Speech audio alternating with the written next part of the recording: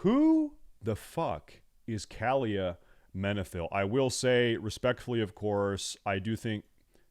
Is it weird to say Calia Menethil is probably the hottest World of Warcraft character?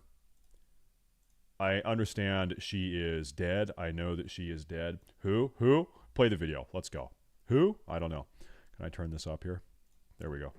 In the somewhat recent lore developments in Warcraft's narrative, Sylvanas, the Banshee Queen, abandoned her people, the Forsaken, kind of leaving them to figure out what to do after their beloved queen, well, forsook them. They solved this by having a council of leaders, but also Calia Menethil was introduced in the story.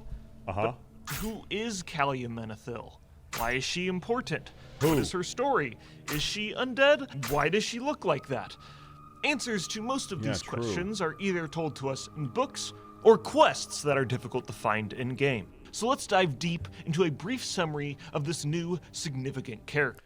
Dude, I'm gonna say this again, man. If Shadowlands, the expansion, had been a total fan service expansion where Sylvanas, she takes off the helmet, she's fighting Bolvar, she takes off the helmet, rather than shattering the helmet, if she had put that helmet on and then she became the Lich Queen, and it's like Northrend revamped, Northrend 2.0, all the zones are updated, and it's Wrath of the Lich Queen.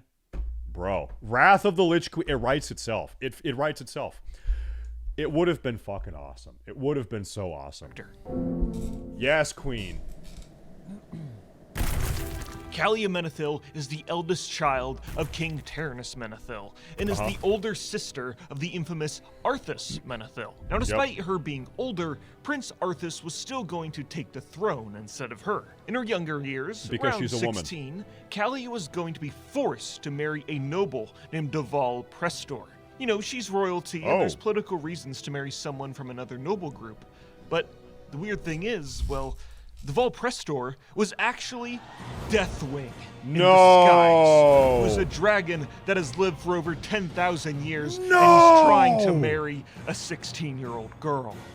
Thankfully, he's a pedophile dragon. dragon. Was never finalized when other aspects teamed up to beat the crap out of Deathwing during the Battle of Grim Patol, and he had to retreat.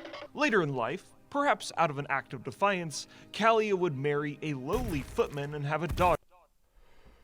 He's a footman, huh? All right. My wife says food is on the food is in the counter. Can I go get my food real fast? And I'm going to eat my food while we watch the video. Give me 1 minute. Keep in mind, I'm getting old. My wife is an immigrant. I do need to eat. I'll be right back. Give me 1 moment, please. Okay. I'm sorry. Let's play the video. I'm sorry. No more stalling. With him. But neither of these characters have ever been given a name in the lore. Calia's husband and her child would live their lives away from Lordaeron, and her daughter would never know the birthright she has to the kingdom of Lordaeron. Oh shit. Which is probably a good thing, because during the Third War, Lordaeron was invaded by the Scourge, and Calia's brother, Arthas, murdered their father and brought the kingdom to ruin. Calia fled the South Shore and was reunited with her family, and they lived happily ever after the end. No, of course it isn't that easy. Later on during the war, South Shore was bombed with blight, and Calia had to flee and was separated by her family once again. That's not good. Who dat?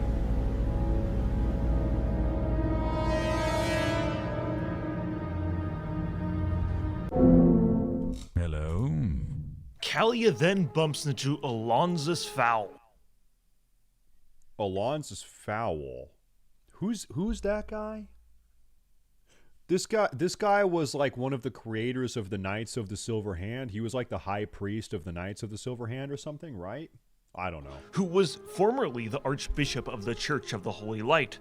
He explains to Calia that he is an undead called a Forsaken, who have retained their human consciousness after being raised into undeath. Now here's the thing, the Scourge and the Forsaken are two totally different things. One side are evil zombies possessed by the Lich King. The other side are sometimes evil zombies who are formerly the living citizens of Lordaeron. Chat, in the lore, how did the Forsaken regain their consciousness? Why aren't they mind controlled? Do we know? What's the lore? Sylvanas, they broke away. Sylvanas. what did Sylvanas do? What'd she do? Arthas left. Sylvanas found him. I don't know, bro. Also, ignore the fact that later on in history, it was the Forsaken that wiped South Shore off the map with the exact same type of chemical warfare. Oh, no. You know, I'm sure they had some sort of explanation for the mass murder of innocents. Ignore that, okay? They're people too. Anyways, Alonsus and Calia become friends, and when we jump forward to the Legion expansion, Calia Menethil has learned to become a priest, and this is her first time appearing in game. She's a part of the Priest Order Hall, but her story really doesn't develop that much from here. In fact, the first big push to really give Calia any sort of characterization was in the Before the Storm novel, a novel that bridges the gap between the Legion and Battle for Azeroth expansion. Okay. In this novel, Calia develops a friendly relationship with King Anduin Wrynn of the Alliance, and they organize... Hold up. Why is she a zombie now? Because we skipped a big step here. She used to be not a zombie, and now she's a zombie. What happened? An event called The Gathering. Now, The Gathering is a peaceful summit between the humans and their risen Forsaken relatives, who are now a part of the Horde. Wow.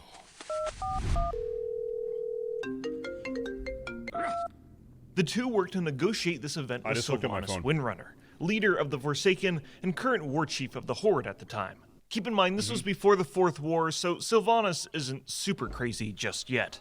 The Gathering was negotiated as a 12-hour ceasefire in Arathi Highlands in a field between Stromgarde and Thoradin's Wall. The meeting would be heavily monitored by both sides to ensure no funny business was going on. And the whole thing gave Calia hope for her people. You see, Calia had no intention on securing her birthright and becoming the Queen of Lordaeron. All she wanted was for her people to prosper, whether they be living or Forsaken. She attended the Gathering in a hooded disguise and was blessing humans and Forsaken alike. Although her disguise wasn't really that well done, and some of the Forsaken realized that she is Calia Menethil, the princess and now would-be queen of the Kingdom of Lordaeron when they were alive. Sure, they have allegiance to the Banshee Queen, but this is their living royalty for light's sake. And the Forsaken that realize Calia's true identity just start walking towards Stromgarde where the Alliance were stationed. This inspires Calia, and in an act of passion, she removes her disguise and rallies for all of the Forsaken to defect to the Alliance, so they can all be free from the Banshee Queen's tears. I have no time for games. This funny business totally goes against the rules of the Gathering. I mean, there's specifically a clause that states no funny business, no weapons, stay chill, blah blah. Subscribe if you read this, pee pee poo poo. 1, 2, 3, 4, 5, 4. Okay. Funny business, and Calia just broke it. Speaking of which, after Sylvanas killed Calia, she then killed all of the Forsaken practicing in the event, even the ones fleeing back to the Banshee Queen. Let none survive. She did this because she didn't want uncertainty of their loyalty brewing within the Forsaken. So if you had to choose one of them, would you choose the based revolutionary queen or the based genocidal queen? If you have to pick Calia or Sylvanas, the revolutionary or the genocider, it's tough. Genocide? You pick genocide? Okay. And it was much easier just to kill the Forsaken citizens involved in the Gathering. It's important to point out that the Dark Rangers only massacred their own civilians, not Alliance soldiers, as that went against the Gathering's rules. So here's the deal, is that I have it from a good source that Calia Menethil was actually a CIA psyop and that she was being funded by the CIA, the American government, to overthrow Sylvanas. And so Sylvanas actually may have been in the right here. Rules. Well, except for one particular funny business in acting human. After the massacre, Anduin was quick to recover Calia's body and delivered her to the Netherlight Temple. Then, Anduin, Alonsus, and a Naru named Sara then used their holy light powers to resurrect Calia as a light-infused undead. Because, apparently, that can happen. The light forcibly pulled her spirit back into her now-possessed body, which is different from normal resurrection. She is now an undead like her people. It's just that her version of being undead doesn't make you a disgusting, rotting zombie person. Huh. How convenient. There you Calia's go. goal of helping guide her people would not happen until midway through the Battle for Azeroth expansion, when Sylvanas fully abandoned the Horde and the Forsaken to go to her own diabolic plans in the Shadowlands. During this time, Calia works with Lillian Voss, a prominent Forsaken figure, to assist her people. Next time we see Calia, she's standing around in Oribos in the Shadowlands expansion. Not really doing much, just hanging out. Yep. The expansion ends, and then she helps assist the Forsaken to reclaim Lordaeron after it was covered in blight during the Fourth War in the Battle for Azeroth. This process involves going to Maldraxxus in the Shadowlands, learning how blight works, and how necromancy is not necessarily death magic. Necromancy can be practiced by any of the schools of magic in the Warcraft universe. Wow. Hence why she's a light-infused undead. After Lordaeron and the Undercity are reclaimed, she later joins the Desolate Council, a group of Forsaken who are now the new leaders of the faction, and Calia worries about how the Forsaken may never really accept her. You know, her being a beautiful light-forged undead, and also being the sister of Arthas Menethil, you know, the one that turned them all into undead in the first place. She should do it again. Oh, she should do it to him just like her brother did it to him. Oh, you know you gotta do it to him. Come on. Yeah, she's kind of got a lot of baggage. It runs in the After family. Alliance players participate in the questline to reclaim Lordaeron, Calia sends a letter on the behalf of the Desolate Council to Genn Greymane.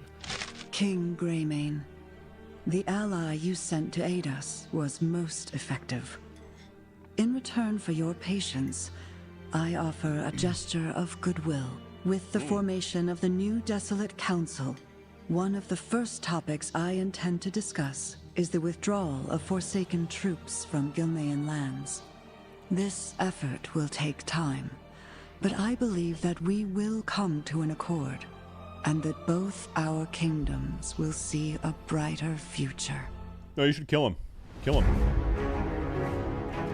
In fact, Calia's goodwill would be stretched even further during the Dragonflight expansion, where the Forsaken helped the Gilneans reclaim their city, which is now currently inhabited by the Scarlet Crusade. And they help them because, there's cross-faction gameplay now, so we all need to be nice to each other, and the Horde need to interact with this content update too. Also, Yeah. Tess Greymane, Genn Greymane's daughter, is now the new leader, and convinces her father that the Forsaken, they're actually not that bad, and they can be trusted too.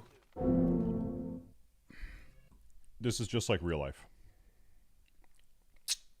This is just like real life. Calia is a character I think has a decent groundwork, but needs a lot of development in the future story of Warcraft, along with a more intertwined relationship with the Forsaken. Since the most pivotal moment of her story, along with a total reframing of what it even means to be undead, is done in a book and then has struggled to be explained in-game, I think it leaves... Listen, here's the deal, okay?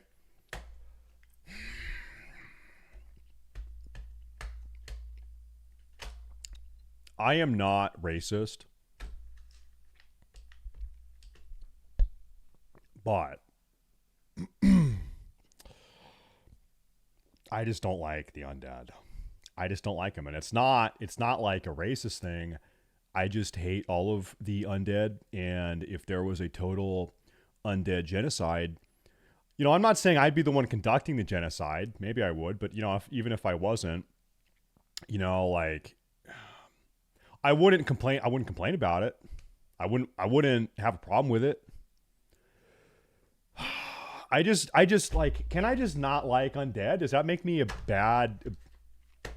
Am I undead phobic? I just don't like them. Sorry, I don't like them. leaves a lot of sour tastes in people's mouths. I hate them. Also, I hate she them. has to I live hate up them. to the I hate Forsaken's them. former leader, Undead. Sylvanas, who, let's be frank, had quite the controversial story development in the recent lore, but she's also one of the most iconic and beloved characters in the series. Calia being compared to a character that has existed since Warcraft 3, well, yeah, it's kind of hard to live up to that legacy. The crux of her personality being all about wanting to be accepted by the Forsaken and leading them to a prosperous future and be friendly to every other faction.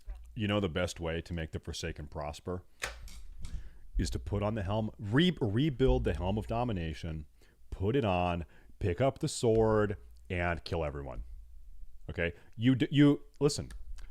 she's spending all this time trying to be friendly with everyone and not have any enemies. The best way to not have enemies is to kill everyone. If everyone is if everyone that doesn't like you is just dead, then you're beloved. You're beloved. Everyone loves you because no one is alive to dislike you. That is the true path. Even their mortal enemies is a bit bland too. This defanging of previous faction rivalries is something that has been happening ever since cross-faction gameplay became a thing. And I think it hemorrhages the flavor of all of the main factions in the setting for the purpose of gameplay reasons. But really, this is a whole topic that I think deserves its own video. Point is, Calia is a character that I hope to see in the main story in Warcraft's future, and is developed further than the groundwork they have laid today. I don't know, give me a character arc of her struggling and helping guide the Forsaken as a force of good, despite them being totally uninterested in the concept. Like, give me a scene where she's like, Apothecary Death Spew, I've told you for the 10th time today, stop kidnapping gnomes for your blight experiments. I'm trying to work on peace negotiations with the Alliance, and you're ruining everything. There you go. Now we know everything about her.